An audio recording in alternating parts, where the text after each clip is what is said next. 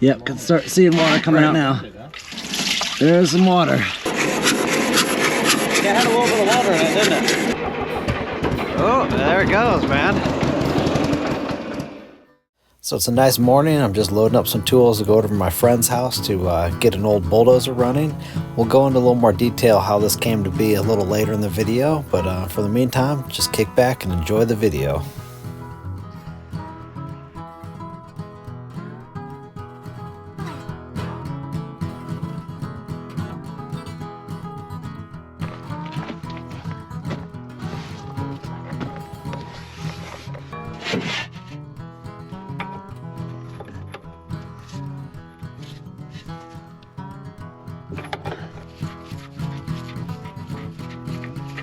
Yep, can start seeing water coming out right now. There's some water. Wow. Still water. Holy tamale.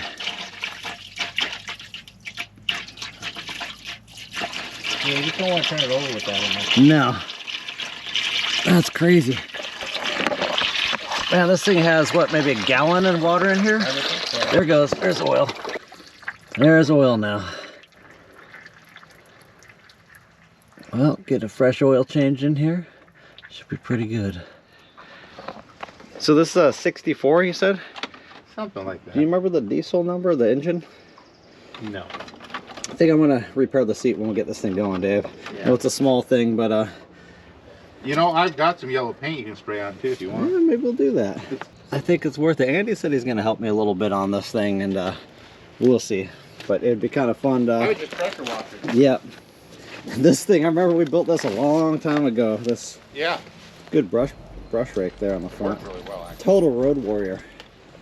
So a few things I need to address early on this thing to fix it up has been an ongoing issue. Is this filler neck has a broken seam right here, so I need to braze that or do something on the fuel tank. Get a flap for this because sitting around here, get some water in it. Not always does a coffee can go on it. Gets water in the engine, as we saw that. Got some oil in it now. We're just gonna run it a little bit, flush it, and put a new oil filter in here. And first we gotta pull out the glow plugs and crank it over so it doesn't hydraulically lock. Get the water flushed out of the engine and see if we can get this old beauty going here. Gotta pull up the seat, get a battery in here next.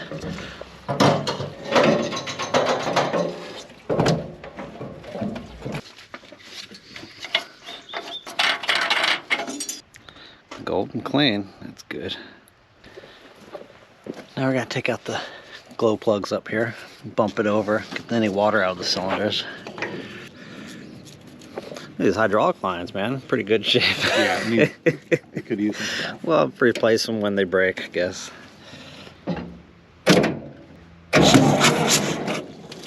Woo! Ready? Hold on for a second. That came right out the exhaust.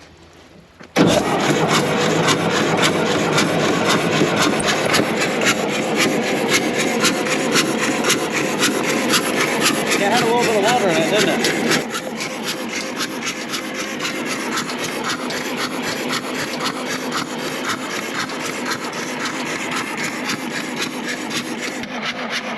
Clearing out now.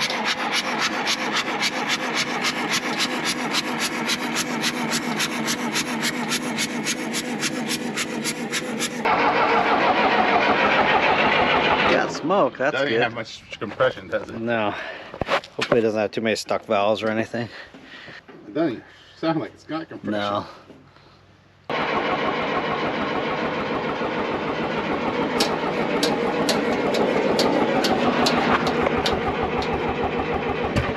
Oh, there it goes, man.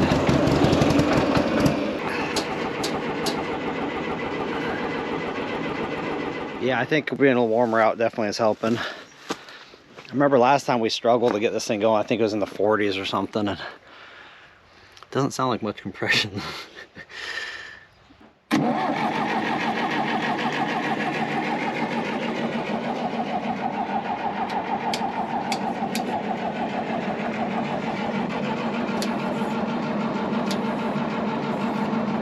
I got a whole nother battery. A jumper battery, throw right on there, Michael. Okay. We'll let it set for a minute.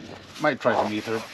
Hopefully after we get this thing fired up a little bit, maybe it'll knock a little bit of rust off that valve train and get it going again. Did fire a few times, which is great.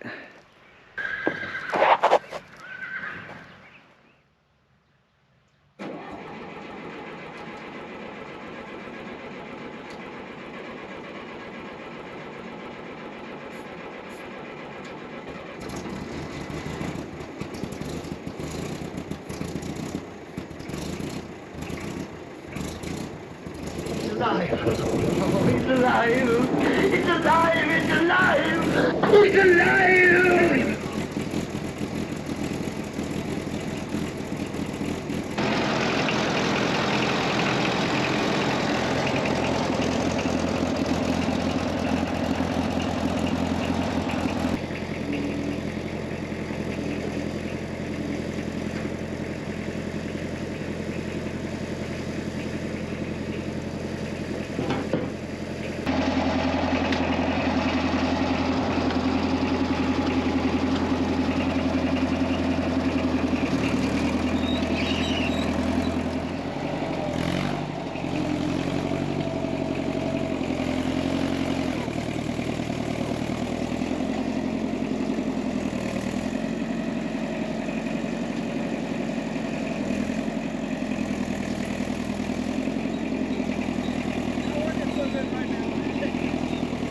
So it took a little bit to get the engine fired up, but once we got fired up, realized the machine would go forward and reverse perfectly fine, but no steering. The clutches were stuck on. The covers have been off for the steering clutches for years now, and they're just rusted. Bulldozer that can go forward and reverse has a pretty limiting scope of jobs you can do with it if you can't steer it. So off to start adjusting those clutches, see if we can get them figured out.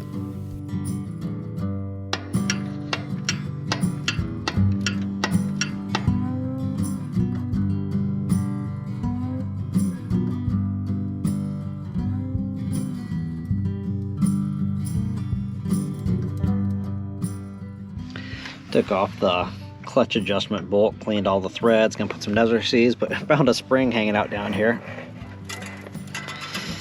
And I think some old seat springs wound up in here. I think I'm gonna reupholster that seat and fix that up, but we don't need that down there in the brake and clutch case.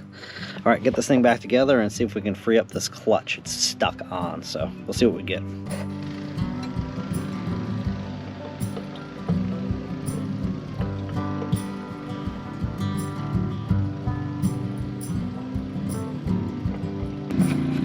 Before, you couldn't barely get these things broken free with 2 wrenches. Is all you could do to get them to turn. Now we chase the threads on this nut and wire brush the bolt, spinning on nice.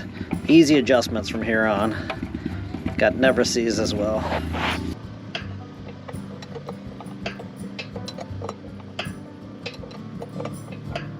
Well, it took a few hours of picking with those steering clutches and breaking all the rust off those adjustment bolts, but we got it kind of figured out.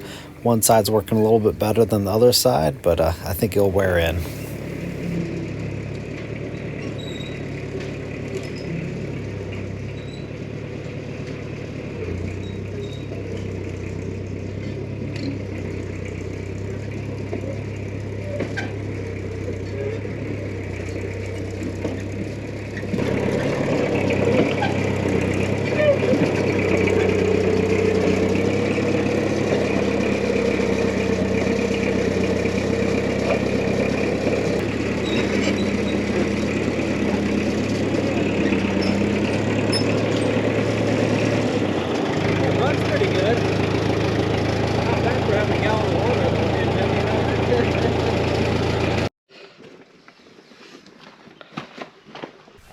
So after spending the day at my friend's house, changing the oil, draining some water out of the fuel, and just getting the steering clutches and brakes sorted out, it steers. One side's a little harder to steer. I'm going to probably work on the brake adjustment a little more on that one.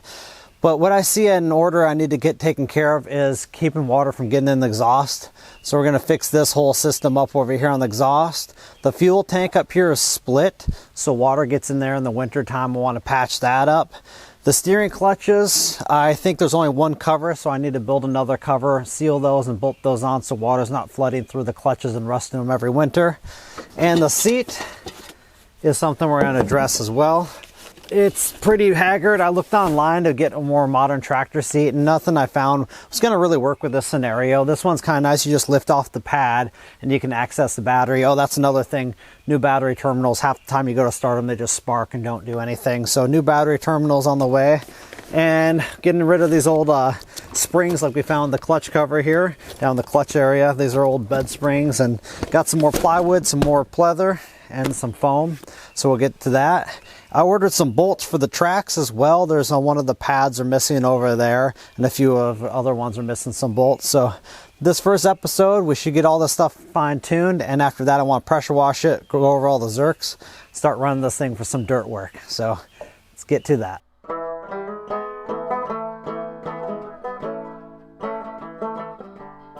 So if you ride quads or motorcycles and you got a torn seat, I highly recommend giving reupholstery a try. It's pretty simple. Seat covers for motorcycles and quads are like 20 to 30 bucks, but don't bother trying to use a manual staple gun. It just will not go into those plastic seat pans.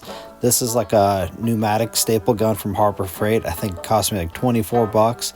I've probably reupholstered 6 motorcycle seats with this thing. It's got way more power than a manual one. So if you're ever considering doing any reupholstery work, treat yourself to one of these things. Definitely well worth it.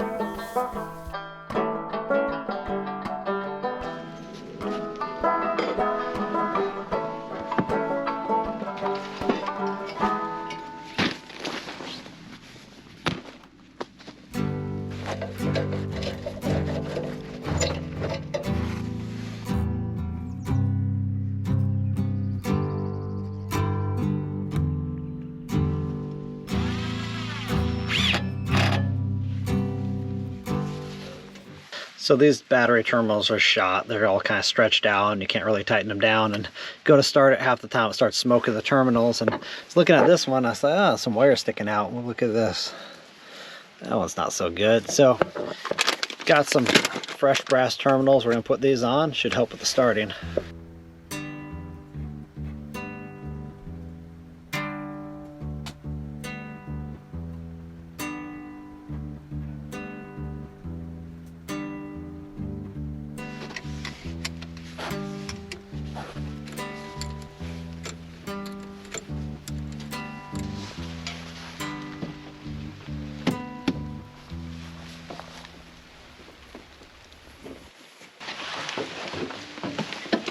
Oh yeah, much better. It's gonna be a lot more comfortable. No metal springs poking in the butt or falling down in the clutch housing. So that's gonna make that operation a lot nicer to use this thing. Battery terminals are good now. We got one clutch cover, the other one's gone. It's starting to rain, so gotta find some hardware for this, take this up and cut another one on the plasma cutter. So let's do that next.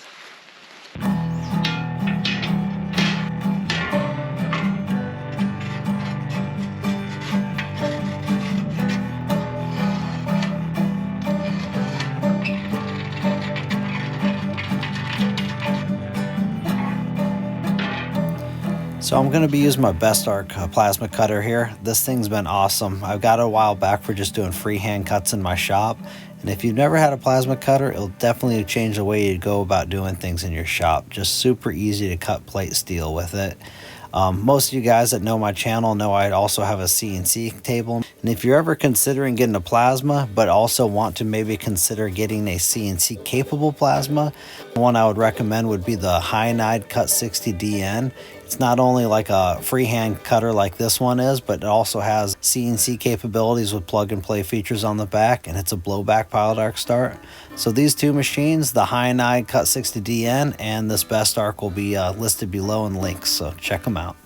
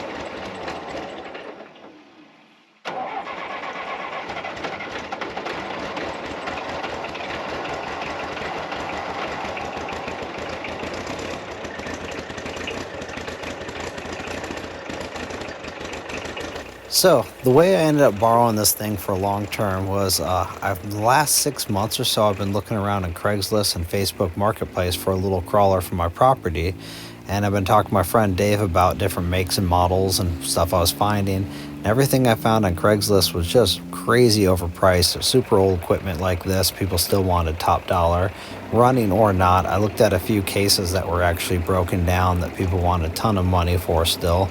And they're old machines, you know, it's kind of hard to put a lot of money into purchasing a machine that's broken down. You don't know if it actually has any other problems with it. So after talking to my friend Dave quite a bit, he said, hey, Mike, why don't you come back over to my place and we'll get that John Deere fired up and you can take it up to your house for long term. I got most of the stuff done around my place and use it. If it breaks down on you, we'll just figure out if we can fix it. If it's too costly, we'll walk away from it. So that's how this came to be. Went over, spent a day at his house getting it running, and a few days picking with a few other little odds and ends on it. And honestly, I don't really need a bulldozer for more than, a year or two. I could probably knock out those projects in 6 to 8 months if I really stuck with it. I will always keep my mini excavator around here, or a excavator, but I just don't have that many big projects to do a lot of dirt work with this crawler. So that's why I only needed a bulldozer for a few years, and it worked out where I could fix this thing up again so it's not going downhill, and use it for a while and hopefully return it to my friend with maybe even a little fresh coat of paint on it. So that's how this came to be. Long-term borrow situation with this thing.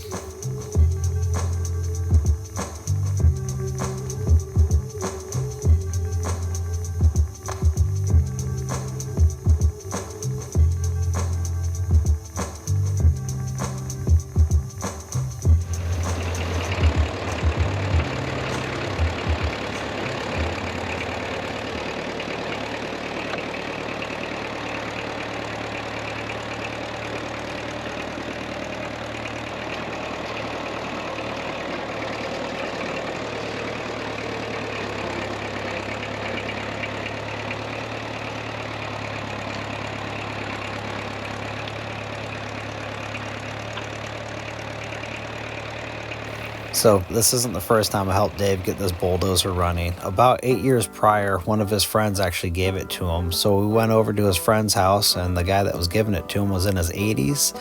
Kind of did everything he needed to do with logging and dirt work with it. And he was having some steering issues and parked it for years in his carport. And believe it or not, as bad as it looked like at Dave's house in this video to get it running, it looked far worse at this guy's carport. So we ended up getting it running, surprisingly not that hard. We just put some new diesel in it, battery, changed the oil, and fired it up. But of course it had some steering clutch issues. So once we got it back to Dave's place, we ended up taking one of the tracks off it, sprocket, final drive, getting in there to the clutch housing and fixing up the clutch so it would kind of work better. And it's been pretty trouble-free. I think shortly after that, Dave did end up breaking a valve spring and bent a valve, so I had to do some head work to it. But he sorted that out. And other than that, it's been pretty trouble-free for the last 8 years for his occasional use for him. So hopefully, keep our fingers crossed, and not trying to run it too hard here. So hopefully it holds up, and I can give him back a machine with some fresh paint that's still running.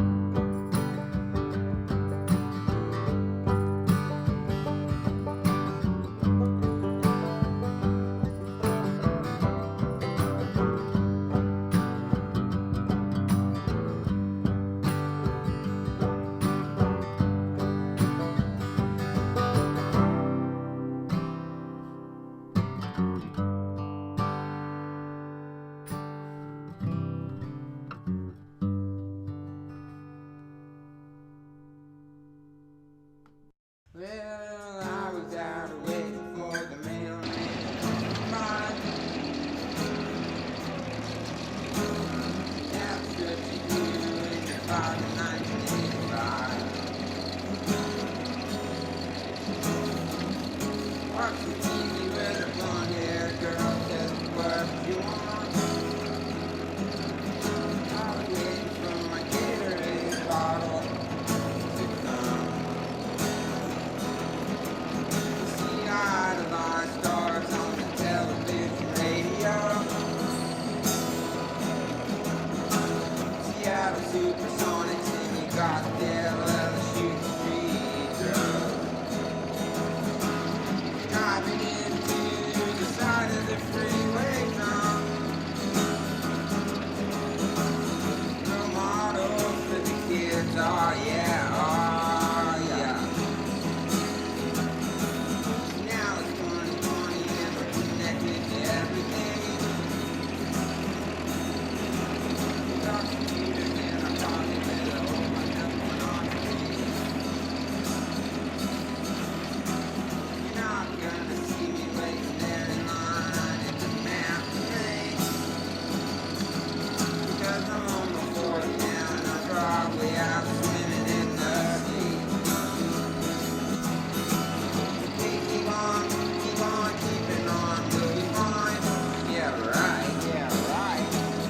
If you don't start to grow, then you're probably just gonna die. They say that history repeats itself, but man, I couldn't tell no lies. Because of my story's a mystery, and man, I'm gonna make it mine.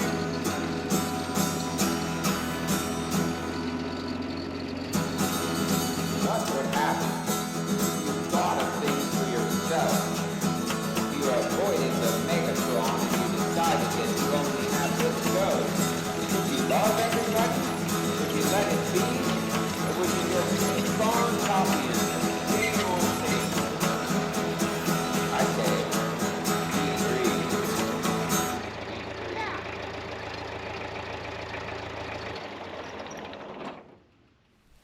So about 2 or 3 years ago, when this thing was sitting out kind of broken down or just not running out in the field, some kids were playing on it, moving the levers and stuff like that, and then supposedly, I guess, came back to it later to try to get running. They lost the key.